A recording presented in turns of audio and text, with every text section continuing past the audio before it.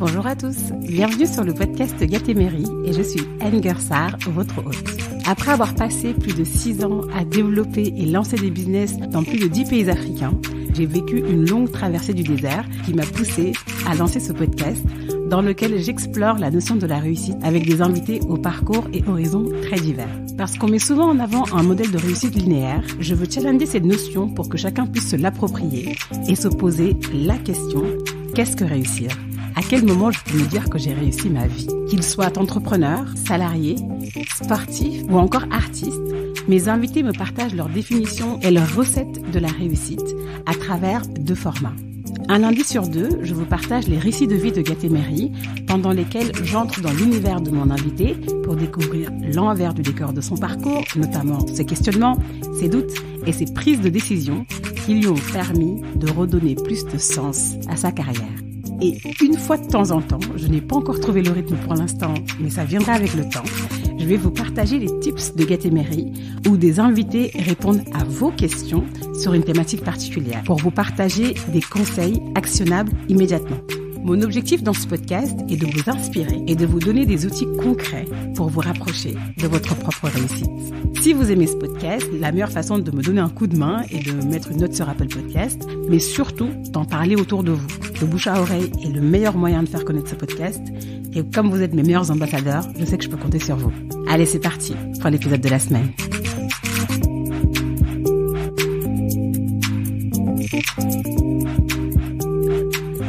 Bonjour à tous et bienvenue sur le podcast Gatémerie. Le son de ma voix ne vous est pas familier et c'est normal parce que vous ne me connaissez pas. Je m'appelle Lisa Omara, je suis communicante, passionnée de podcast et surtout, je suis une amie de Anger. Aujourd'hui, Gatémerie fête son premier anniversaire. 1 an, 12 mois et une 40aine d'invités plus tard, on s'est dit que c'était peut-être l'occasion de faire le point. J'ai donc proposé à Anger de passer derrière le micro, de se prêter au jeu de son podcast pour faire un bilan de cette première année et aussi pour vous partager un peu l'envers du décor. Mais avant toute chose, j'avais envie qu'on revienne un peu sur le titre du podcast puisqu'il est très symbolique. Gatémerie, c'est un mot en Kinyarwanda qui représente le couvercle du lagaseke, un panier qui contient notre patrimoine personnel, nos trésors et nos valeurs. Comme Anger le dit si bien, ce panier s'apparente à un supplément d'âme. En fait, il contient toutes les choses qui nous permettent d'être plus alignés avec nous-mêmes et plus authentiques dans nos vies. Pendant 1 an, Anger s'est cherchée. Elle a fait une introspection sur elle-même et elle est allée à la rencontre de leaders, d'entrepreneurs, d'artistes, de sportifs. Et au cours de ces interviews, elle vous a embarqué en quelque sorte dans sa quête de sens et aussi dans son cheminement pour trouver sa voie, pour trouver sa définition de la réussite. Pendant toute cette période qui a été charnière pour elle, j'ai l'impression que symboliquement, Anger a ouvert son panier personnel pour mieux se retrouver avec elle-même, pour mieux se reconnecter avec ses valeurs et à ce qui fait sens pour elle. Donc dans cet épisode un peu spécial, vous allez découvrir sa traversée du désert, ses remises en question et elle va vous révéler tout ce qu'elle a traversé et surtout comment les podcasts lui ont permis de trouver son sweet spot. Et aujourd'hui, après 1 an d'interview, de discussions profondes avec ses invités, je vous laisse découvrir ma conversation avec Anger et j'espère que vous prendrez autant de plaisir que nous à l'écouter faire son bilan. Merci Anger pour ta confiance et je vous souhaite à tous une très bonne écoute. Hello Anger, comment tu vas? Coucou Lisa, ça va très bien et toi? Ça va. Bah, écoute, je suis très honorée qu'on fasse aujourd'hui cet épisode puisque ça fait 1 an que tu as lancé ton podcast, Gatémerie. Ouais. Et c'est vrai que c'est l'occasion aujourd'hui de faire un petit bilan sur toi, sur ton podcast, sur ce que tu as appris pendant cette année. Un peu stressée quand même, hein. Ça va bien se passer. C'est toi qui passes derrière le micro aujourd'hui. C'est vrai que tu as l'habitude d'interroger les gens, mais là on va revenir un peu sur toi, sur ton parcours, sur tout ce que tu as appris pendant cette année. Ouais. Et déjà, je pense qu'il y a plein de personnes qui t'écoutent toutes les semaines et qui se posent la question en fait de tout l'envers du décor qu'il y a autour de ton podcast. Ah ouais, j'aimerais bien qu'on revienne. J'ai plein de demandes, du coup je me suis dit bon, je me prête à l'exercice, je vais enfin le faire, mais ouais, t'as raison. Bah là, c'est l'occasion. Ouais. J'aimerais bien qu'on revienne un peu sur les coulisses du podcast. Déjà, pour produire tes épisodes, combien de temps tu mets pour produire un épisode? Les podcasts, c'est vrai que moi, au début, je suis un peu rentrée tête baissée dedans, sans savoir réellement combien de temps ça allait me prendre, etc. Et aussi, je l'ai fait dans une période où j'avais aussi du temps. En tout cas, mes 10 premiers épisodes, j'avais du temps. J'ai pris le temps de faire du montage, de me planter 1000 fois, de refaire. Maintenant que j'ai mon rythme de croisière, un épisode, bon, d'abord, faut le préparer. Il faut chercher l'invité. L'invité, c'est pas le chercher en tant que tel, parce que tu peux avoir l'idée d'un invité. Mais ensuite, il y a 1000 relances derrière parfois. Parfois, c'est au tac au tac. On me dit yes, go, et on y va. Et parfois, faut que je relance beaucoup de fois pour que l'invité puisse accepter. C'est même pas l'acceptation, c'est-à-dire qu'ils acceptent souvent. C'est juste le créneau, de trouver un créneau, pour qu'on fasse l'enregistrement. Donc, une fois que j'ai ça, il faut que je prépare les questions. Si la personne est célèbre, entre guillemets, et qu'il y a des contenus sur Internet, c'est plus simple pour moi. Et s'il y a pas, souvent, je vais me faire un call avec la personne pour un peu connaître ses jalons de vie, pour pouvoir un peu tirer la substance derrière. Et ensuite, il faut me faire le montage. Je fais encore tout toute seule. C'était chaud au départ. Je suis désolée pour parfois je réécoute les premiers épisodes, j'ai honte. Donc merci de m'avoir écouté. Ils sont super. Merci de m'avoir écouté parce que j'ai super honte maintenant. Bon voilà, maintenant je m'améliore, en tout cas j'essaye. Et une fois qu'il y a le montage, il faut aussi créer les visuels. Moi au début, j'avais aucune charte graphique, c'était la galère totale. Et une fois que j'ai fait ça, il faut que je communique sur les réseaux, chose que j'ai pas su faire jusqu'à présent. Franchement, Ah non, tu communiques bien, je trouve. Moi, je galère. Moi, je suis communicante. Je trouve que tu communiques très bien, franchement. Moi, je trouve que je galère. En tout cas, n'hésitez pas à partager le podcast parce qu'il en faut encore. Partager, noter sur Apple Podcast. C'est ça. Donc, en tout, je dirais que ça me prend entre 6 et 7 heures. 6 et 7 heures. Si je cumule, ouais. D'accord, mais c'est un gros travail. Ouais, 6 et 7 heures. Je dirais même 7 heures que 6. Tu vois, 7 heures, c'est quand je suis en mode machine. Puis il y a des épisodes où j'ai passé 15 heures parce que, des épisodes où j'enregistrais, c'était pas bien, fallait le refaire, ou le montage était pas bien, fallait le refaire. Donc oui, c'est énormément de temps. Et c'est pour ça que les gens qui me disent qu'ils veulent se lancer dans le podcast, je leur dis, mais réfléchissez à 2 fois. Parce que c'est pas si simple. Vraiment. Surtout que toi, tu fais tout de A à Z, en fait. De la recherche de l'invité, du sujet, jusqu'à la communication. Ouais. Et ensuite, c'est énorme. C'est ça. Et une fois par semaine, c'était assez dense, mais bon. Au moins, t'as beaucoup appris. Et tu nous as beaucoup appris, surtout. Et comment, en fait, tu choisis tes invités? Est-ce que tu disais que oui, il y en a qui t'intéressent, mais est-ce qu'il y a des personnes qui viennent vers toi? Comment ça se passe, en fait, Alors, le choix? Globalement, les personnes vers qui je vais, c'est des personnes avec qui j'ai un feeling. Je sais pas, moi, j'ai un guts feeling que j'ai. Parfois, je scrolle sur Instagram, il y a une personne que je trouve intéressante, je me dis, j'aimerais bien l'avoir sur le podcast, mais sur le coup, je vais pas la contacter. C'est un jour, peut-être 3 semaines après, 1 mois après, je vais me dire, allez hop, je lui écris. Et ça passe pas, enfin bref, ça dépend. Mais de manière globale, le point commun, c'est, il y a quelque chose que j'admire chez cette personne. Elle dégage une forte humilité. L'humilité, c'est une des valeurs qui m'est vraiment chère. Et des personnes qui peuvent m'apprendre des choses. En tout cas, au départ, c'était ça, mes critères. Maintenant, je me dis qu'avec l'évolution du podcast, il faut moins que je pense à moi, que je pense à mon audience, qui grandit de plus en plus. Au début, le podcast, moi, c'était pour moi, au départ, pour trouver ce que je voulais faire, etc. Donc, je me dirigeais vers des personnes qui pouvaient m'apprendre, qui avaient à peu près les mêmes parcours que moi, etc. C'est pour ça que dans le podcast, on trouve plein d'écoles de commerce, etc. Et maintenant, je me dis que j'ai besoin de diversité dans ce que je fais. Et donc, c'est pour ça que je vais voir d'autres personnes. Et effectivement, il y a des personnes qui me contactent pour passer dans le podcast. Moi, je suis très contente quand on m'envoie ces messages-là parce que je me dis, au moins, le podcast est attractif et ces personnes se voient dedans. Et je leur réponds toujours. Maintenant, le truc, c'est que comme je fais beaucoup de batching, enfin, entre guillemets, j'ai beaucoup d'épisodes en avance. Du coup, en fait, je programme mes épisodes sur 3-4 mois, par exemple. Et ce qui fait que j'ai pas forcément, j'aime pas enregistrer un épisode aujourd'hui pour le poster dans 6 mois, ce que je faisais avant, mais parce que j'étais dans un état qui faisait que, alors que maintenant je préfère me dire attendons, enfin ok, je le mets dans le pipe, j'ai une liste énorme, j'ai tellement de gens qui m'ont suggéré des personnes, j'ai une liste énorme de personnes. En tout cas, je pense que j'aurai pas de manque d'invités. D'accord. Et justement, quand tu disais que parfois avant tu programmais tes épisodes 6 mois à l'avance, je pense que tu as une anecdote à nous raconter qui est assez intéressante sur Elisabeth Moreno. C'est marrant parce que c'est vrai que Ça fait partie de l'envers du décor aussi. Ouais, Elisabeth Moreno, c'est la troisième épisode que j'enregistrais en réalité. C'était en juin 2020. Donc vraiment, je sortais à peine de ma grosse traversée du désert. Et moi, je la connaissais d'avant, parce on s'était croisés énormément de fois en Afrique sur différents forums, etc. Elle était DG de HP en Afrique. Et je l'avais interviewée, donc ça s'était très bien passé. Elle m'avait galvanisée comme jamais. J'étais à fond. C'est une mentor, quoi. Elle est vraiment d'attaque. Et 2 semaines après, je découvre qu'elle est ministre. Je me dis, waouh, c'est trop bien et tout. Et je me dis, mais je le sors pas l'épisode. Puis, c'était au tout début, quoi. Elle a été nommée ministre en juillet. J'ai lancé le podcast en septembre, sachant que moi, quand je fais les épisodes du podcast, les premiers, j'étais en mode, j'enregistre et on verra. J'avais pas de date. Il y a un truc déclencheur qui m'a fait lancer le podcast, je te raconterai. Ouais. Mais j'avais pas de date particulière. Et donc, je me suis dit, je le garde et un jour ça viendra. Et moi, j'ai appris à suivre mon intuition à fond et à me dire, on verra. Ça va venir. Et effectivement, c'était, je sais plus, peut-être en janvier ou en décembre, je me suis dit, je vais la recontacter. Et pas de bol. Elle avait plus son WhatsApp, elle avait plus le même mail. Du coup, elle est devenue ministre. Et donc, voilà, mais j'ai pu, par le biais de Boris Valbum, le cofondateur d'Article 1, qui m'a filé ses contacts, et puis on est rentré en contact, et du coup, je suis allée faire le 2e épisode au ministère.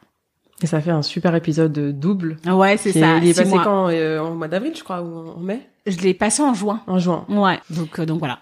Tu vois, ça fait vraiment partie des détails, des petites anecdotes de l'envers du décor.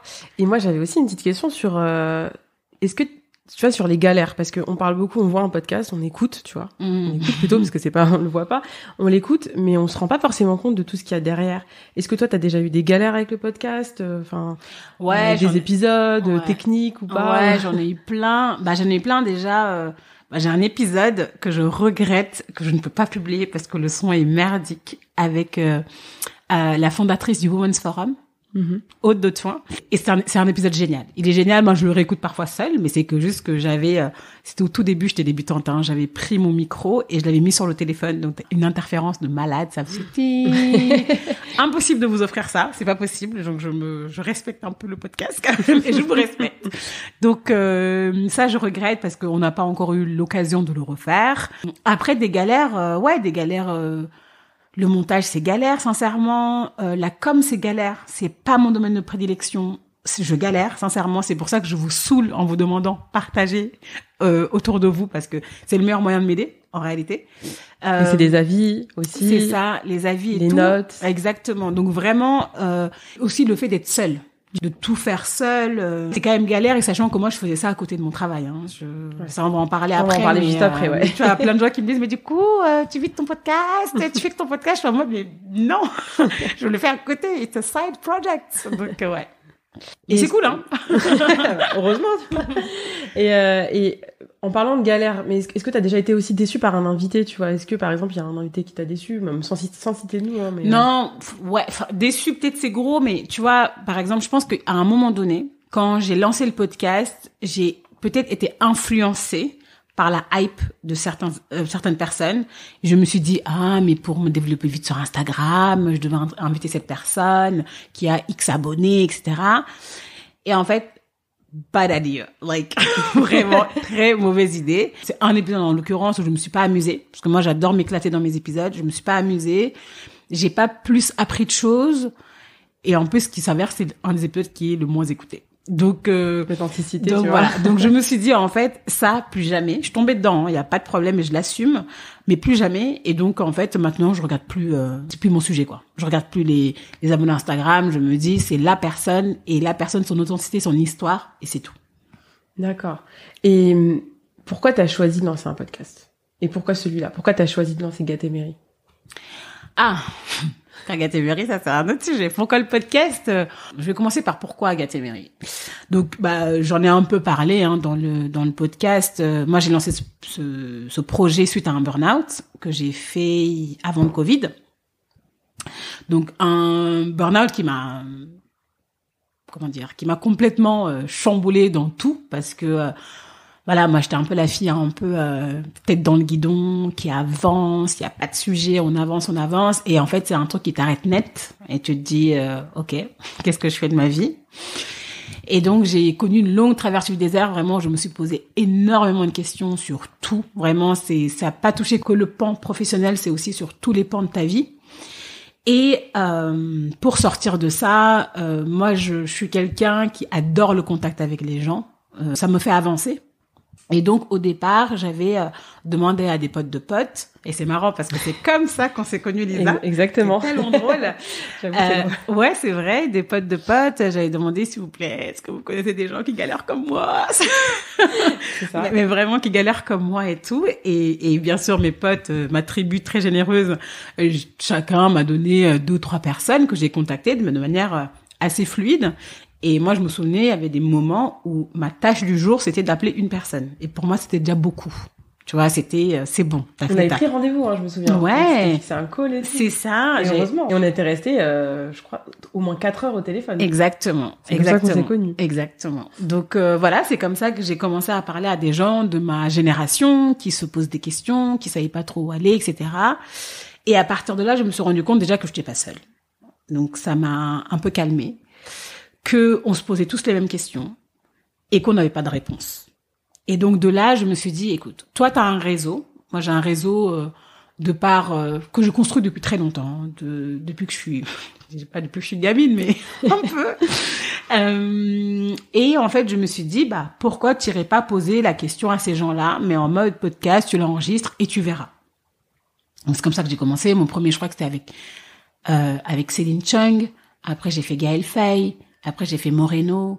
Et voilà, et du coup, j'ai enregistré et avec une volonté au départ de ne pas publier. Moi, je me disais juste, prends tout ce que tu as à apprendre d'apprentissage pour toi et un jour, tu partageras avec les autres. Mais voilà. Et en fait, ce qui a fait que j'ai lancé le podcast, c'est je suis retournée au travail et une personne au travail m'a dit ouais, mais bon, ce serait pas mal que tu parles pas trop de ton burn-out. Et ça m'a tellement énervée, alors que je m'énerve rarement. Et je me souviens, c'était un jeudi ou un mercredi, je suis rentrée chez moi, j'ai ouvert LinkedIn et j'ai mis un message en mode bonjour, j'ai fait un burn-out en début d'année, je vais lancer un podcast dans 2 semaines, blablabla. Bla, bla. Et du coup, ça m'a mis une pression folle. Je me suis dit, comme je l'ai dit, j'ai pas le choix, je dois y aller. J'ai créé un site internet, j'ai balancé sur Instagram, j'ai aussi dit coucou les amis, j'avais quitté Instagram depuis 2 ans. Ça, on va reparler après parce que j'ai des questions sur la traversée du désert, ouais, etc. Et donc, j'avais quitté Instagram et j'ai écrit un message pareil pour dire, j'étais absente pendant 2 ans, j'ai fait un burn-out, je lance un podcast, venez, quoi. Et sur la réussite, parce que c'est une question que je me suis posée, mais à 1000 reprises, quoi. Genre, en gros, moi, la question qui est revenue tout le temps, c'est Enger, tu cours derrière quoi? En fait, qu'est-ce qui t'a mené à ça? Et justement, on va en parler de cette réussite et déjà, j'aimerais bien revenir sur ton enfance. Comment tu voyais la réussite quand t'étais petite et tu rêvais de devenir quoi quand t'étais petite? Tu vois, aussi longtemps que je me souvienne, j'arrive pas à me souvenir d'un métier. Tu vois, moi je sais que je rêvais de voyage. J'ai toujours rêvé de voyage parce qu'aussi c'est très lié au fait que moi mes parents sont sénégalais et on allait très souvent au Sénégal. J'ai même passé une partie de mon enfance, donc l'avion c'était quelque chose de logique pour nous. Au Sénégal, il y a la mer, donc on sait que derrière la mer, il y a quelque chose. Du coup, je savais que le monde ne s'arrêtait pas là où j'étais. Ça, j'ai toujours su. Et quand j'étais petite, je lisais énormément. Moi, j'étais dans mon coin, je lisais, et c'est marrant parce que j'en parlais à ma mère récemment, elle me disait, mais quand t'es petite, t'étais assez calme, c'était juste, voilà, t'as ton livre et t'étais dans ton monde, quoi. Et j'ai vachement voyagé dans les livres. J'avais pas de métier type, mais je savais que j'allais prendre l'avion en mode... ouais, je pense que j'avais quand même ce truc en filigrane de businesswoman, tu vois, où c'était un non-sujet. Moi, c'était un non-sujet que je fasse une école de commerce, c'était un non-sujet que je savais que je voulais être chef d'entreprise, c'est gros, tu vois, parce que je savais pas que ça voulait dire à l'époque. Mais voilà, je me voyais dans les airs, ça c'est sûr. En fait, c'est un peu ce que t'as fait. Oui, c'est ça qui est parce que pendant drôle. 6 ou 7 ans, Ouais. t'as été un peu businesswoman, comme tu Oui, dis, c'est ça. business développeur, et tu voyageais énormément avec l'Afrique. Exactement. Et c'est pour ça que je pense qui a fait que le choc a été brutal, c'est que j'ai toujours eu ce que je voulais. Moi, j'ai toujours, comment dire, c'est pas prétentieux ce que je dis, mais c'est que j'ai toujours eu ce que je voulais dans le sens où je suis venue en entreprise, par exemple. C'est là où j'ai découvert, déjà, en étant en école, c'est là où j'ai découvert qu'il y a plein de gens qui ne savaient pas ce que c'était une prépa. Alors que pour moi, c'était une évidence parce que mes sœurs ont fait des grandes études, ont fait des grandes écoles. Donc pour moi, c'était une évidence. C'est en entrant en entreprise que j'ai compris qu'en fait, il y a plein de gens qui comprenaient pas les codes de l'entreprise, les règles du jeu, comme on a parlé avec Clara Mollet. Alors que pour moi, c'était logique. Tu fais un taf, tu vas le vendre. Les boss, faut qu'ils te connaissent. Enfin, c'est une évidence pour moi. C'était une évidence pour moi. Et du coup, j'étais en mode, mais comment ça se fait qu'ils comprennent pas ça? Je comprends pas, tu vois? Et en fait, c'est que plus tu montes, et c'est là où en fait, moi j'ai compris, c'est que quand tu montes vraiment, et c'était mon dernier poste, j'étais sur un poste avec une très forte visibilité, sur un projet, chef de projet sur un projet très visible dans l'entreprise, et c'est là en fait que tu commences à voir les vraies choses, entre guillemets. Le jeu de pouvoir, en fait. Ouais, le vrai jeu de pouvoir. Et moi, c'est là où je me suis rendu compte que j'étais jeune, c'est là où je me suis rendu compte que j'étais une femme, c'est là où je me suis rendu compte que j'étais noire. Mais jusqu'à présent, vu que je délivrais et que tout allait bien, tout allait, tu vois. T'avais quel âge à l'époque? Quand j'ai pris ce poste, j'avais 28 ans. 28 ans. Ouais. J'avais 28 ans quand j'ai pris ce poste. J'ai fait 3 postes dans cette entreprise, 3 postes dans plus de 10 pays, à développer des business et à lancer des filiales. Donc, c'était très galvanisant. Ça te sort vachement de ta zone de confort parce que t'arrives. Moi, je me souviens, mon premier poste, j'avais 24 ans à l'étranger. J'étais au Rwanda à manager une équipe de 8 personnes. Donc, au début, tu te dis, voilà. Mais t'apprends et c'est marrant parce que tu vois, toutes les personnes avec qui j'ai appris, c'est un peu ce que j'ai essayé de retrouver dans le podcast. Typiquement, Cédric Watine, que j'ai reçu dans le podcast, plus l'épisode 18 ou je sais plus. Et lui, quand j'étais au Rwanda, je l'écoutais. Et c'était en 2014, C'est un peu tous les mentors que tu as eu dans ta vie, que tu as voulu retrouver dans ton podcast pour te retrouver toi-même. Exactement. En fait, c'est qu'en fait, je me suis dit, toutes les personnes qui m'ont inspirée de près ou de loin pendant mes dernières années et que j'ai vu en ces personnes, si elles avaient une autre définition de la réussite qui est pas celle qu'on nous vend dans les médias, quoi, de la réussite fulgurante, bam, bam, bam, tu cours et tout, je me suis dit, c'est eux, j'aimerais bien en savoir plus. Et c'est un peu ça qui a guidé, pour répondre à ta question au départ, mes choix sur les invités. D'accord. Et si on revient un peu, tu parlais là de ton parcours professionnel. Donc, tu racontais que tu as eu différents postes, mais au bout d'un moment, t'as fait un burn-out. Mais avant ça, comment on arrive à l'avant burn-out? En fait, comment tu t'es rendu compte? Parce que tu parles beaucoup du concept de la traversée du désert. Est-ce que tu peux nous en dire un peu plus sur cette traversée du désert qui arrive juste avant le burn-out? Comment ça s'est passé pour toi? Ouais, écoute, le truc c'est que tu vois souvent en entreprise, en tout cas ce que j'ai vu, ce que j'ai vécu et ce que en tout cas mes pères m'ont dit, toutes les 200 personnes avec qui j'ai échangé, qui sont pleins que c'est devenu mes potes, donc c'est génial. C'est qu'en fait en entreprise on a beaucoup de mal à se projeter. Tu vois, tu fais un poste, on te donne ce poste, tu le fais bien, et après tu te dis what next, et après c'est en mode non, là t'es bien, donc tu restes. Donc moi déjà en 2018 commençait déjà ma traversée du désert et à ce moment-là, j'étais manager de zone, donc je gérais 8 pays d'Afrique anglophone et j'avais des country managers dans les pays, donc j'y allais souvent, mais arrivé à un moment donné, je manquais de challenge. Je me suis dit qu'est-ce que je peux faire de plus? Et donc j'en avais parlé à ma hiérarchie en me disant voilà, moi je commence à en avoir marre. Qu'y a-t-il de plus, même si c'est un projet à côté, dites-moi. Et c'est là qu'on m'a proposé l'Éthiopie. Donc voilà, donc ça a commencé et tout. J'ai pris ce poste petit à petit. Donc je faisais les 2 en parallèle pendant plus d'1 an. Et ensuite je suis partie full time sur ce projet-là. Et donc 2018 déjà, je commençais à me dire ok, t'as ce poste sur l'Éthiopie, tu le prends pour l'instant, mais tu sais que c'est pas ton sweet spot, quoi, entre guillemets. À l'époque, j'avais pas le concept de sweet spot. Après, tu vas nous expliquer ce que c'est. Qu'est-ce que tu entends après? Voilà. Et du coup, je prenais ça. Donc, je me posais des questions. Moi, il y a beaucoup de choses qui m'appellent. Je suis beaucoup dans la transmission. C'est pour ça que je me suis inscrite chez Article 1. Depuis l'école, ça fait 6 7 ans maintenant que je suis mentor. Voilà, je faisais mon travail, je le faisais bien et c'est toujours ce truc où en fait tu donnes ce que tu peux à l'entreprise et pour l'entreprise t'es au top et tu te dis ouais mais en fait moi je veux plus. Tu vois, moi je sais que je peux faire plus. Et c'était ça en fait, moi l'un des gros problèmes que j'avais dans mon ancienne boîte, c'était ils te mettent dans une case, ils te contentent. C'est-à-dire que tu sais faire ça, reste là, s'il te plaît. Va pas trop loin, on t'a pas demandé ça. Et t'es là, en fait, moi, je sais faire ça. Je sais faire ça. Et puis surtout, si j'ai ce poste-là, c'est parce que je dois être là. Et on te dit, non, toi, t'es pas là. T'inquiète, nous, on va le faire. Et toi, tu restes là. Et moi, c'était un truc que je comprenais pas. Je comprenais pas qu'on puisse, après, il faut dire le contexte, hein. J'étais dans un groupe d'hommes, blancs de 40 ans.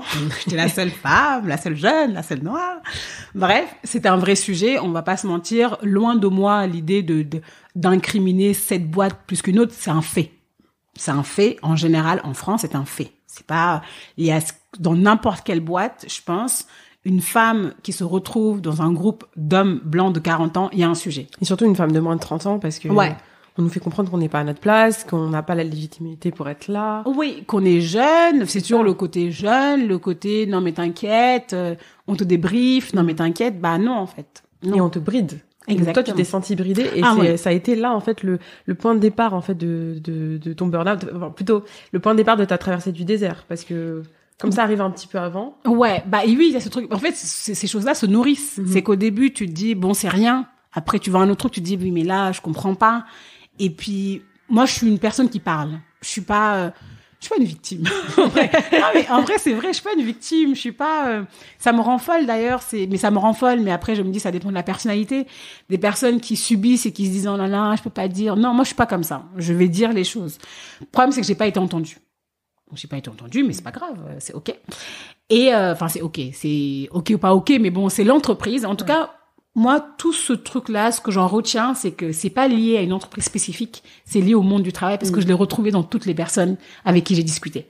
Ouais, c'est le monde du travail en France dans les années 2000 en fait, c'est ça. Ouais. C'est la vision qu'ils ont des jeunes et des jeunes diplômés alors que nous on n'a pas du tout la même vision qu'eux. Ouais, puis même en fait, c'est un gap en fait. Ouais, et des jeunes, des moins jeunes, tu vois, parce que moi je vois qu'il y a quand même un décalage entre les nouveaux diplômés et nous, notre génération. Quand je dis nous, c'est la trentaine. Ouais. Parce que tu vois, en fait, quand tu arrives à la trentaine, il y a un vrai sujet qui se pose et moi j'ai bien vu la différence parce qu'en fait, si tu veux, après mon burn-out, j'ai fait 6 mois au pôle développement RH pour bien comprendre la problématique des RH et voilà, donc j'ai appris plein de choses. C'est que nous, à la trentaine, on a déjà fait, entre guillemets, nos preuves. On est rentré dans l'entreprise, on connaît la culture d'entreprise, on a été formés, l'entreprise a investi en nous.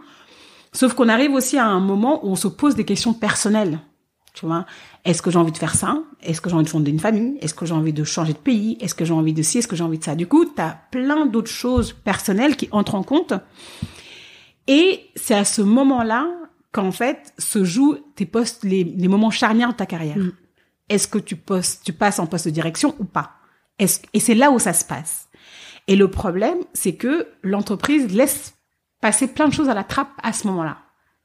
Tu vois. Oui, parce que justement, tu le disais dans un des podcasts, tu disais, si on choisit pas ton chemin, on va choisir pour toi. C'est donc ça. Toi, t'es arrivé à ce point-là, et la suite, tu nous dis la suite. Ouais, non, mais c'est ça, c'est qu'en fait... T'as choisi, en fait, justement, de ne pas t'as choisi le fait que ton entreprise ne choisisse pas pour toi.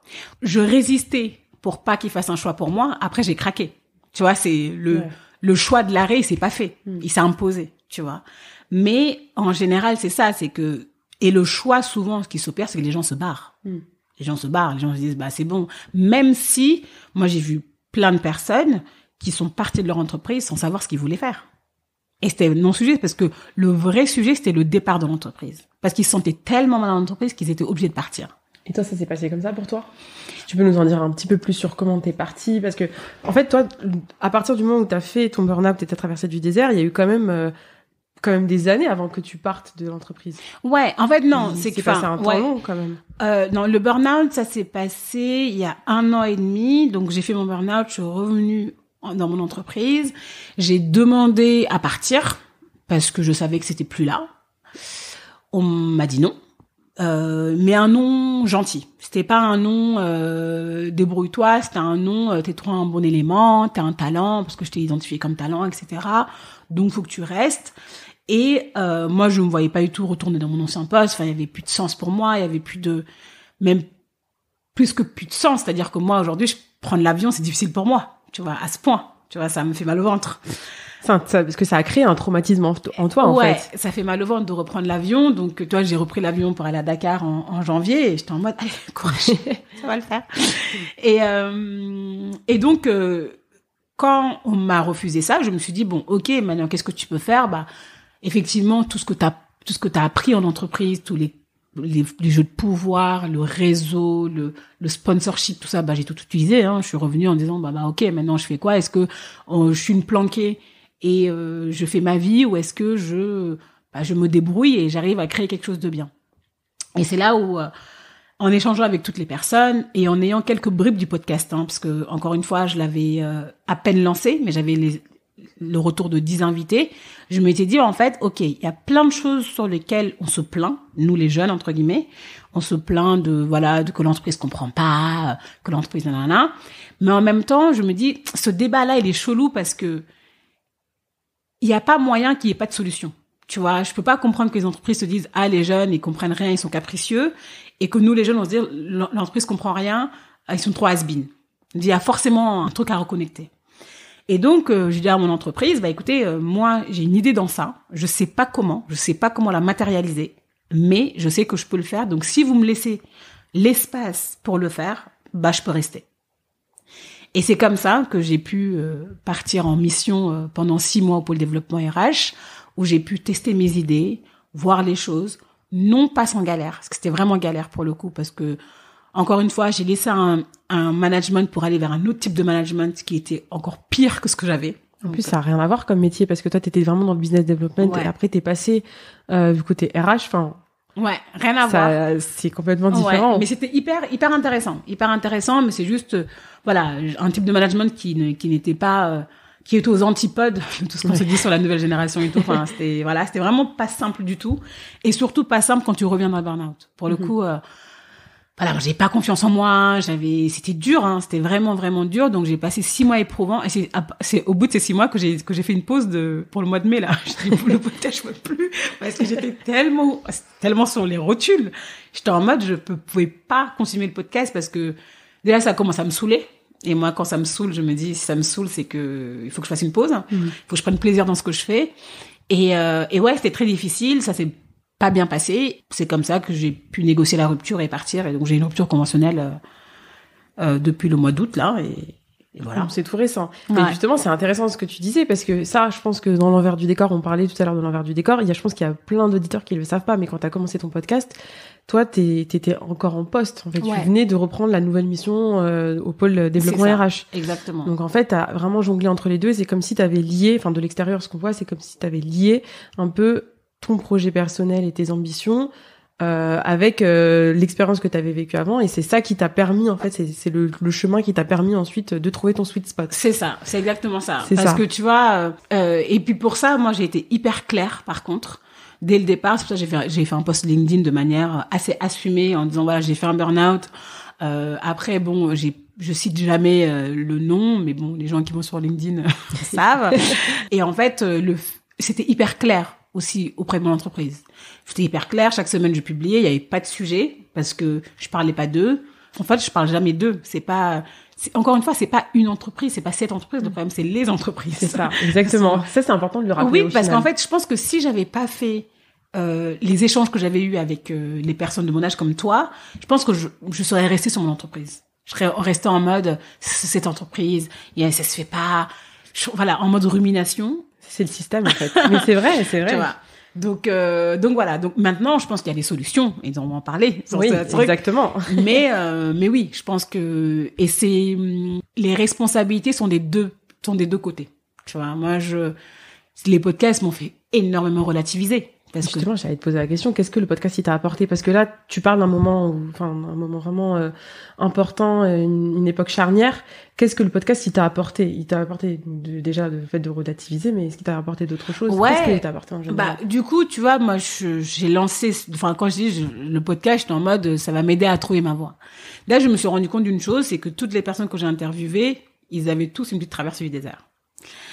Toutes les personnes que j'ai interviewées, souvent, ils savaient pas ce qu'ils voulaient faire au départ. Ils ont fait leur choix d'études de manière un peu random, tu vois.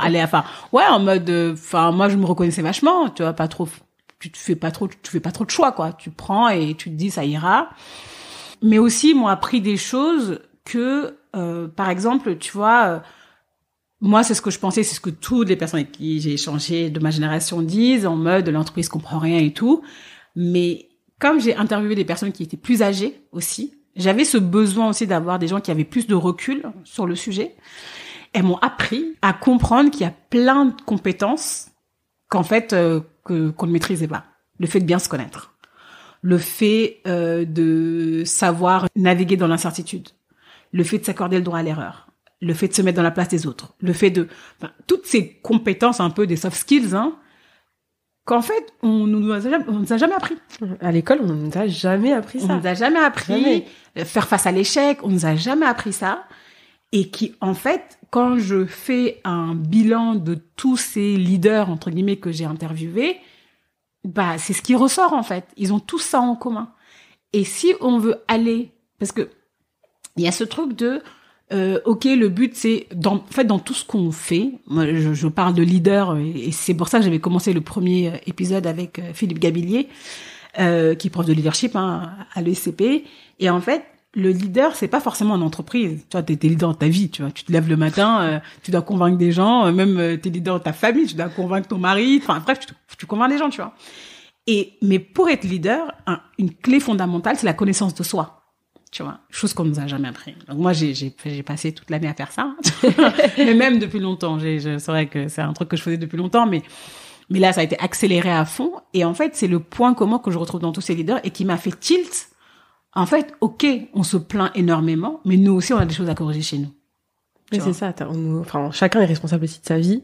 C'est ça. Comme on dit, aide-toi, le ciel t'aidera. C'est ça aussi, c'est qu'on peut pas tout blâmer sur une entreprise. Il y a aussi une remise en question qui est extrêmement importante, une introspection, pardon, qui est hyper importante. Et du coup, quand tu parles de la connaissance de toi, est-ce que là aujourd'hui, là on fête les 1 an du podcast. Ouais. Tu vois, c'est comme je disais au début, c'est l'occasion de faire un bilan. Est-ce que aujourd'hui t'as réussi à faire un pas vers la connaissance de soi? Parce que pour moi, elle est éternelle, la connaissance de soi, c'est jusqu'à la fin de notre vie. Ouais. Mais est-ce que là aujourd'hui, tu te rends compte que t'as fait un pas énorme? Est-ce que tu vois une avancée? Carrément. Oui, je la vois. Enfin, j'en ai partagé quelques-uns dans les tips que j'avais fait au départ, les tips de Gatémery. Complètement, tu vois, rien que le fait, je le disais, d'apprendre que je suis une introvertie, pas une extravertie. Tu vois, je te disais, voir les gens, ça me galvanise, c'est vrai. Moi, j'adore les gens. Encore une fois, j'aime trop les gens. Voilà. Mais en même temps, je me suis rendu compte que j'avais besoin de plages énormes où je dois être seule. J'ai besoin de ma solitude, j'ai besoin d'avoir du temps seul. C'est pour ça aussi que j'ai déménagé aussi. Je suis allée au Vert. Je suis pas très loin de Paris. Je fais genre, je suis au Vert, mais en fait, je suis à 15 minutes de Paris. Voilà. Où c'était très animé dans le 11e et tout, ouais. Et là, du coup, je suis au Vert, au Père Calme et tout. Donc, il y a toutes ces choses-là qui me font comprendre aussi que j'ai grandi. Tu vois, que j'ai mûri, entre guillemets. Tu vois. Après, il y a des choses aussi que je me dis, j'ai réussi, pendant cette année, à faire un bilan de vraiment qu'est-ce qui me donne de l'énergie et qu'est-ce qui me pompe l'énergie, tu vois. Tout ce qui me pompe l'énergie, je dis bye, à bientôt, tu vois. Et c'est comme ça que je suis arrivée. Aujourd'hui, je peux dire que j'ai trouvé mon sweet spot, tu vois. J'allais justement te poser la question. Tu m'as devancé. Ouais, c'est vrai, je peux dire que j'ai trouvé mon sweet spot. Et quand je fais un bilan de tout, mon sweet spot, pour moi, c'est créer du lien. D'accord. C'est une réalité, c'est ce que je sais. Et c'est pour ça, tu vois, quand j'ai poussé la réflexion même pour le podcast, tu vois, le podcast, à chaque fois, à la fin, je demande aux invités où est-ce que les auditeurs peuvent vous joindre. Et c'est pas une blague. Genre, allez-y vraiment, parce que pour moi, le podcast, c'est créer du lien. C'est-à-dire que j'ai la chance d'avoir en face de moi des personnes inspirantes qui partagent leur parcours, leur récit de vie. Moi, le but, c'est de connecter ces gens-là avec d'autres personnes. Tu vois, et c'est ça qui me plaît. Même quand je parlais des tips de Gatémery, ce qui m'intéresse, c'est pas tant d'être moi derrière le micro en mode je vous conseille ci, je vous conseille ça. Ça m'intéresse pas. Ce qui m'intéresse par contre, c'est de dire il y a une personne qui sait quelque chose, une autre personne qui ne la sait pas. Comment je fais pour les connecter pour que la magie s'opère. C'est ça mon sweet spot. En tout cas, tu le fais très bien. C'est ça. Franchement. Merci. En tout cas, oui, c'est ça. Et c'est dans tous les domaines, hein. Même pour mes amis, même pour, connecter les gens, ça me galvanise. Ouais, tu connectes les gens entre eux et surtout, tu crées du lien et tu crées même des, comment on appelle ça? Des affinités. Tu crées des affinités, je trouve, entre les gens parce que tu arrives à savoir, à voir qu'est-ce que une personne peut en apporter à une autre. Ouais. Toi, on sait moi, je sais que t'es quelqu'un qui a énormément de valeur. C'est ça que j'apprécie beaucoup chez toi. Ça fait 1 an et demi qu'on se connaît et vraiment, t'es une femme avec qui tu défends des causes, des valeurs. Je veux savoir quelles sont aujourd'hui les grandes causes que t'as envie de défendre, mais au-delà des causes, tu vois, du monde, parce qu'aujourd'hui, tu vois, avec tout ce qui se passe dans le monde, on a plein de grandes causes que tout le monde a envie de défendre, mais quelles sont les causes personnelles que t'as envie de défendre de par, en fait, ton bilan personnel et de par ton expérience professionnelle personnelle? Quelles sont les grandes causes que t'as envie de défendre? Les grandes causes. Alors, moi, par rapport à mon vécu personnel, moi, il y a une chose que j'ai apprise durant ces dernières années, c'est l'histoire de la justice sociale. Tu vois, l'égalité des chances, j'en parle beaucoup dans le podcast aussi. Hein, c'est parce que tu vois, moi, je viens d'une famille d'immigrés. Mes parents sont immigrés. Ils ont quitté le Sénégal pour venir en France. J'ai eu la chance parce que j'ai des grandes sœurs. La première a 14 ans de plus que moi. Donc, en fait, moi, j'ai pas connu de galère, hein, du tout. Et non, mais je le dis et de manière très décomplexée. En revanche, c'est parce que j'ai eu de la chance. Tu vois. Ça, je le sais. Et aujourd'hui, quand je vois des personnes dans l'entreprise ou autres, hein, je parle d'entreprise parce que moi, j'aime le fonctionnement de l'entreprise. Tu vois, c'est ça, on va en parler après aussi, c'est cette dichotomie, parfois, qu'on fait souvent en me disant, mais j'ai sur la quête de sens, mais du coup, l'entreprise, je suis en mode, non, moi, j'aime l'entreprise. Je trouve qu'il y a tellement c'est intéressant. Le management, c'est intéressant. Il y a plein de choses vraiment très intéressantes là-dedans, pour avoir été manager et voilà. Et la justice sociale dans plein de domaines, d'abord, permet de l'égalité des chances, que toutes les personnes puissent exploiter son talent où il veut, quand il veut, et qu'il n'y ait pas d'injustice, entre guillemets. C'est pour ça que je parle beaucoup aussi des grandes écoles, t'as plein de choses à faire là-dedans. En plus, t'as fait une grande école. Oui, je connais très bien le système. Pour le coup, ce système-là, je sais de quoi je parle. La cause des femmes en général, parce que voilà, c'est mon cas et je suis dans une famille aussi de femmes. Hein. Et ouais, et la cause ethnique, tu vois. Moi, ces dernières années, j'étais en Afrique. L'Afrique, je suis toujours peinée d'entendre ou de voir l'image que les gens ont de l'Afrique. Et aussi, une de mes missions dans le podcast aussi, c'est de faire valoir des parcours de vie qui sont différents de ce qu'on voit habituellement. C'est vraiment de challenger les modèles de réussite. Mm-hmm. Que ce soit des modèles de réussite africaines, que ce soit des modèles de réussite d'un autre territoire, que ce soit d'un autre domaine. Et c'est ça aussi l'enjeu du podcast. Tu vois, comment faire pour montrer plus de modèles de réussite. Tu vois, la semaine dernière, j'avais publié un épisode avec la mère d'une copine, aide-soignante, et comprendre en fait que c'est des métiers de l'ombre, tu vois, qu'on a pu voir pendant le Covid et tout, mais en vrai, ce sont des métiers de l'ombre. Personne ne les calcule, ces gens-là. Alors qu'en fait, cet épisode, il m'a trop touchée. Il m'a trop touchée. Donc c'est ça aussi, vraiment de challenger les modèles de réussite et de dire il n'y a pas une réussite linéaire, il n'y a pas un modèle, mais il y en a plusieurs, et c'est à nous de l'inventer. Et c'est bien parce qu'en fait tu montres plusieurs modèles de réussite en fait dans ton podcast, et j'ai l'impression que même de par la diversité des invités, c'est un peu la diversité que t'as en toi en fait, parce que t'es une personne extrêmement riche, tu vois, t'as énormément de pans de ta personnalité, et je trouve qu'on les retrouve bien dans tes invités en fait. Ouais, je peut-être.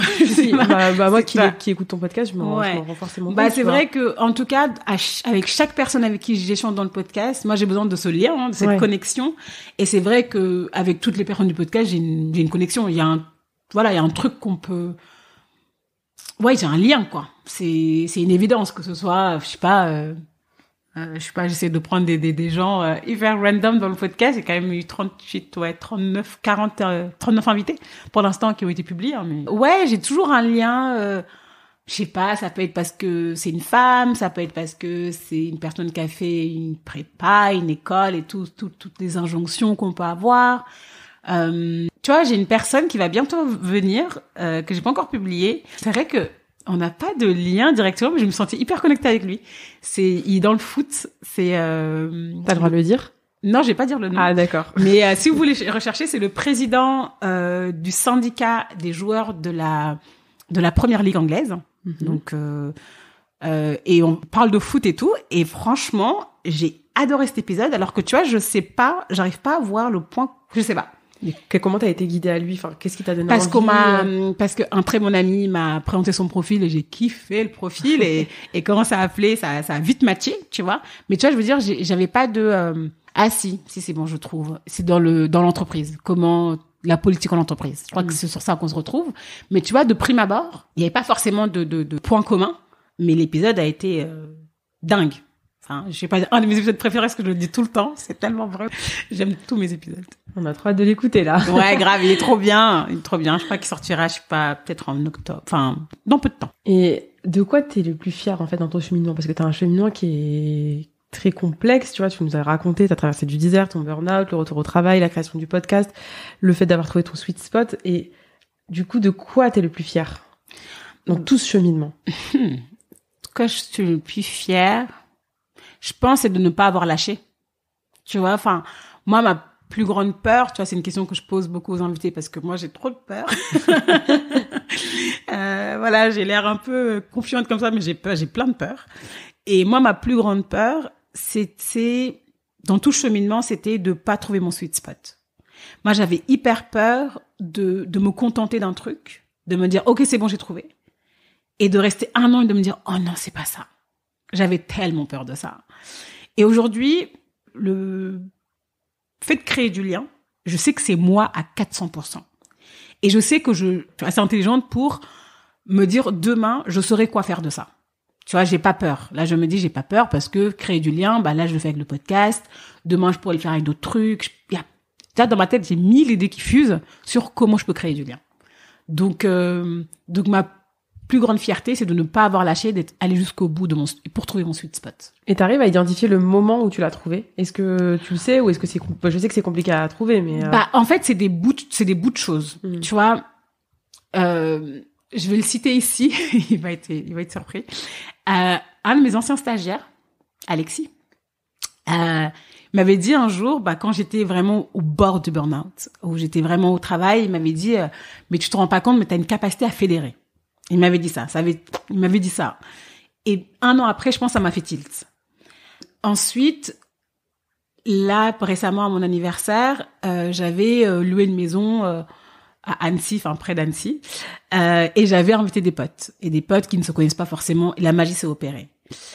Et pareil, les retours des gens me disent, mais en fait, et moi, je sais pas pourquoi, je n'arrive pas, et j'ai un sentiment dans mon ventre, là, je t'en parle, j'ai des papillons dans le ventre, en fait, quand je vois 2 personnes que moi je connais, que j'arrive à connecter et qui se passe des choses, je trouve ça trop bien. Tu vois, je trouve ça trop bien. Et je pense aussi, c'est aussi lié à j'ai fait énormément d'exercices perso, etc. En fait, si tu veux, toutes les dernières années, j'avais cumulé pas mal de choses dans mon drive. Et ça avait commencé, moi, quand j'étais aux États-Unis, le père de ma coloc était coach en développement personnel, un American guy. et en fait, il m'avait donné plein de livres à lire. Et c'est là avait commencé mon petit... c'était en 2013, c'est il y a longtemps. Et je lisais plein de choses, tu vois, sur la méditation, etc. Mais j'avais jamais appliqué. Et en fait, à partir de 2018, j'ai commencé à tout appliquer, petit à petit. Tu vois, en me disant, OK, vers là, je peux aller créer quelque chose. Tu vois, j'ai tous ces exercices-là qui m'ont vachement aidé. Et à un moment donné, j'avais défini mes 3 grandes valeurs. Et mes 3 grandes valeurs, qui me correspondent à 400%, c'est la curiosité. Moi, j'ai besoin d'apprendre tout le temps. Et c'est pour ça que, tu vois, d'avoir des invités dans différents domaines, ça m'intéresse énormément parce que je veux comprendre la finance, je veux comprendre les neurosciences, je comprends plein de trucs. Le partage et la transmission. Si j'apprends seule, ça sert à rien. J'ai besoin que les gens s'en servent, j'ai besoin de partager, voilà, c'est comme ça. Et 3, l'accomplissement. Et ça, j'ai eu du mal à l'accepter, l'accomplissement. Du mal à comprendre, mais tu vois, moi, je suis une personne... j'étais business développeur, déjà. J'ai des objectifs, je les atteins, j'adore. Genre, quand je quitte ma cage, je suis au max. J'adorais faire des treks à un moment donné. Tu vois, me dire, j'arrive au bout, j'en peux plus. Mais à la fin, je me dépasse. Et là, avec le podcast, je me dis, en partageant mes conversations, ça peut permettre aux gens d'atteindre leur propre réussite. Et je me suis dit, en fait, quoi que je fasse demain, quoi que je fasse comme métier, quoi que je fasse, je dois répondre à ces 3 valeurs. Et est-ce que, par exemple, dans tes projets personnels et dans ton podcast, t'essayes de répondre, par exemple, dans chaque épisode, t'essayes de répondre implicitement à ces 3 valeurs-là? C'est pas dans chaque épisode, mais dans le podcast en général. Tu vois, moi, le podcast, je suis curieuse, donc j'apprends, je le partage, et je sais que ça aide les gens. Il y a énormément de transmission dans ton podcast. Hein, ouais, et du coup, je coche les 3. Ouais. Tu vois. Et en fait, aujourd'hui, quoi que je fasse, genre, je passe au crible ces 3 choses-là, en me disant, est-ce que je coche ces 3-là? Si je les coche pas, c'est que, il y a un moment donné, ça va me saouler. Et si un jour, t'as envie de faire quelque chose, mais ça coche pas une des cases, qu'est-ce que tu fais? Pas grave. Non, je pense que tu commences et après tu... Ouais, je pense. Mais en tout cas, pour l'instant, j'ai un champ, mais énorme. Hein, j'ai un grand boulevard devant moi et je suis hyper excitée. Bah oui.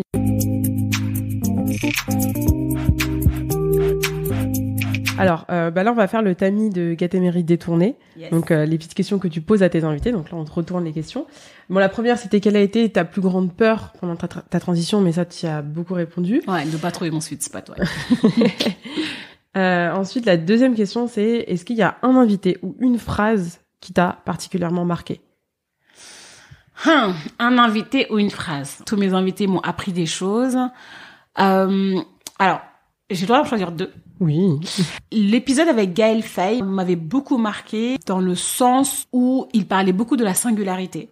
Comment assumer sa singularité. Et moi, c'est une question que je me suis énormément posée, surtout ces derniers mois, quand je commençais à un peu voir là où je voulais aller et que j'en parlais à des gens, etc. C'est qu'à chaque fois, les gens veulent te mettre dans des cases. Et moi, c'est ma hantise. Ça, je dis, c'est aussi mon autre peur, ça. Ma grande peur. Toute une vie, c'est qu'on me mette dans une case. Dans la case, tu vois, je vais parler de mes projets, on va dire, ah oui, c'est un sujet de diversité. Bah non, en fait. Tu vois, enfin, bref, il y a vraiment ce truc-là de me mettre dans une case et du coup de me dire, d'assumer ma singularité. Ok, je vais dans tous les sens peut-être. Ok, mes invités, ils ont aucun lien. Mais c'est ok, c'est toi. Tu vois, c'est toi et tu l'assumes jusqu'au bout. Je sais pas où ça va me mener, mais en tout cas, c'est moi. Et c'est mon authenticité que je vais garder et qui va faire que. Parce que toutes les fois où je me suis dit, oui, mais du coup, là, on va trop penser que, oui, mais là, ça va faire trop si. En fait, je me dis, tant pis. Maintenant, je l'assume. Et ça, c'est vraiment grâce au podcast avec Gaël Faye. Et ensuite, une phrase qui m'a beaucoup marquée, c'était avec l'épisode avec l'amiral Olivier Lajousse, qui disait que la liberté se trouve dans la discipline. Et moi, c'est un truc qui m'a vachement marquée parce que je me trouve pas disciplinée, mais en fait, je le suis. En fait, voilà. J'ai toujours en mode, je suis désorganisée alors qu'en fait, non, je suis une bête d'organisation, je le sais. Maintenant, je l'assume. Et en fait, j'ai compris maintenant pourquoi j'avais pas honte. Maintenant, j'ai plus honte de dire que je suis organisée, que je suis disciplinée parce qu'en fait, ça donne de la liberté. Et est-ce que t'as retenu une grande leçon, enfin, si tu dois te rappeler d'une grande leçon que t'as appris de tes invités? Ça reprend un peu de ce qu'on s'est dit, mais s'il y en a une que tu dois retenir parmi tout ce que t'as appris. Une grande leçon d'écouter son intuition. Ça, je pense, c'est la réponse qui est commune à tous les invités. Après, tu vois, moi, je pense que de nature, je suis intuitive. Je le développe beaucoup plus maintenant. Je prends énormément mon temps. Tu vois, je sais que j'ai 1000 idées dans ma tête, mais je sais maintenant prioriser en me disant, c'est un projet à la fois. Plein de gens qui me disent, tu devrais faire ci, tu devrais faire ça. Je prends toutes les idées, je les note, vous inquiétez pas. Mais je sais que, je m'écoute, tu vois, je sais que, tu vois, je parlais des tips de Gatémérie, par exemple, j'avais pensé, peut-être 4 mois après avoir lancé le podcast, mais j'étais en mode, je peux pas. J'ai pas la bande passante, je peux pas. Et donc, tu vois, j'en parlais pas. Et le jour où je me suis dit, ah oui, why not? Je l'ai fait. Et donc, c'est ça. Donc, moi, je pense que c'est ça, c'est le fait de s'écouter et d'être patient. Et il y a une question qui traverse le podcast, c'est vraiment, qu'est-ce que la réussite pour toi? Alors ça, c'est dur, parce que c'est vrai que je suis censée y répondre, hein, parce que je la pose à tous mes invités. Mais en vérité, je suis toujours en construction. Je suis toujours en recherche de ma propre réussite. Tu vois, j'ai des bribes, hein. J'ai des bribes, je note tout le temps, j'ai des bribes, mais j'arrive pas à la formuler en une phrase.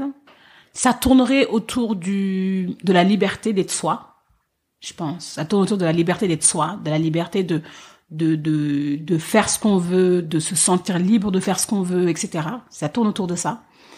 Mais je l'ai pas encore défini de manière... Parce qu'en fait, j'apprends, et c'est mes invités qui me nourrissent sincèrement. Peut-être que dans un an, je pourrais te dire... voici ma définition de la réussite, mais pour l'instant, elle est en construction. Et peut-être qu'elle va continuer à être en construction de ta vie. C'est ça qui est beau aussi. Oui, je pense que ça se redéfinit. Même je pense que tous les invités du podcast, si je leur redemande, peut-être ça se redéfinit, tu vois. Et la suite? Et la suite. Alors, plein de choses. Bon, déjà, le podcast va continuer. Bon, j'ai changé un peu le rythme parce que j'ai d'autres projets. Alors, le podcast va continuer avec des tips, des profils de plus en plus divers. Et n'hésitez pas à me suggérer des profils. Je les mettrai dans mon fichier Excel. Et pour la suite, comme je disais, moi, l'entreprise, ça m'intéresse. Je trouve qu'il y a tellement de choses à faire. Il y a un lien, en tout cas, qui est rompu entre les collaborateurs et l'entreprise. Donc là, je travaille depuis maintenant un peu moins d'1 an sur un programme pour les talents d'entreprise, mais un programme talent nouvelle génération. J'insiste sur la nouvelle génération parce que il y a beaucoup de choses qui changent. Aujourd'hui, les programmes talents traditionnels, il y a des talents qui sont identifiés par leur manager, présentés au RH, et ces talents-là ont des formations très très hype, etc. J'en ai fait partie, donc je sais de quoi je parle. Mais elles ne répondent pas forcément aux attentes de cette population. Et aujourd'hui, je me dis, il y a plusieurs problèmes. 1, ça répond pas aux attentes. 2, l'entreprise se prive d'autres talents. Parce que, certes, c'est le manager qui sélectionne le talent, mais on le sait très bien en entreprise, ça peut mal se passer avec le manager. Le talent lui-même peut être sur un poste qui fait qu'il est visible et donc on voit sa performance, mais quid du talent qui est dans un poste où en fait on ne le voit pas. Donc il y a ce problème de révéler les talents plutôt que de les détecter, des révélateurs. Et 3, sur les compétences dont j'ai parlé tout à l'heure, les compétences que j'ai apprises du podcast encore une fois, merci les invités, sur quelles sont les nouvelles compétences en fait qu'il faut maîtriser aujourd'hui pour pouvoir être un bon leader et même s'épanouir dans sa vie. Donc c'est sur ce truc-là que je travaille dans le programme Talent Nouvelle Génération. Et après, il y a plein d'autres projets sur lesquels je bosse. Mais encore une fois, comme je disais tout à l'heure, step by step. Donc je commence par ça. Et donc destiné aux entreprises. Donc si jamais vous avez votre entreprise, pensez que ce type de programme peut les intéresser, n'hésitez surtout pas à me contacter et surtout à me donner leurs coordonnées. J'irai pitié pour eux. Écoute, merci beaucoup Anger pour le partage de cet épisode. Merci à toi. Franchement, j'avoue qu'au début je flippais, mais en fait ça va. Non, ça c'est moi aussi je flippais un peu, tu vois. C'est vraiment un honneur d'avoir fait cet épisode avec toi. En tout cas, on a appris plein de trucs. Enfin, moi j'ai appris beaucoup de choses là. J'ai l'impression de te connaître encore mieux. On explique beaucoup de choses. Non, mais ça explique beaucoup de choses. Vous en savez plus maintenant et n'hésitez pas à me poser des questions. Je serais ravie de vous répondre comme d'habitude. Et surtout à partager les épisodes, à les noter. Ouais, toujours. Et mettre des petits avis. C'est ça. Merci beaucoup. Merci à toi, Anger. À bientôt. À bientôt. Ciao. Merci d'avoir écouté cet épisode bonus. J'appréhendais énormément, mais finalement, j'ai apprécié ce moment. Je tenais à remercier ma chère Lisa d'avoir rendu cela possible et de m'avoir mise à l'aise. J'aimerais également vous dire un grand merci à vous, chères auditrices et auditeurs, pour votre soutien sans faille depuis le début de cette aventure. C'est grâce à vous tout ça, car si vous m'aviez pas encouragé dans ma démarche dès le début, je ne sais pas si j'aurais continué à faire le podcast. Donc encore une fois, 1000 merci.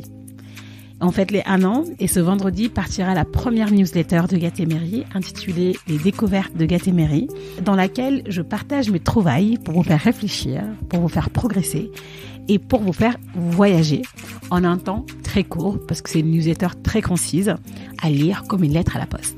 Et comme tout anniversaire mérite un cadeau, je vous ai préparé une checklist dans laquelle j'ai synthétisé les 7 points communs de mes invités, aussi hétéroclites soient-ils, que je vous enverrai dans la newsletter du vendredi 24 septembre. Donc si vous la voulez, ne tardez pas à vous inscrire à la newsletter. J'ai mis le lien en référence de l'épisode. J'ai vraiment hâte de tout ce qui va se passer ces prochains mois et de pouvoir vous les partager. Et d'ici là, portez-vous bien et je vous dis à la semaine prochaine pour un nouvel épisode de Gatémery. Thank you.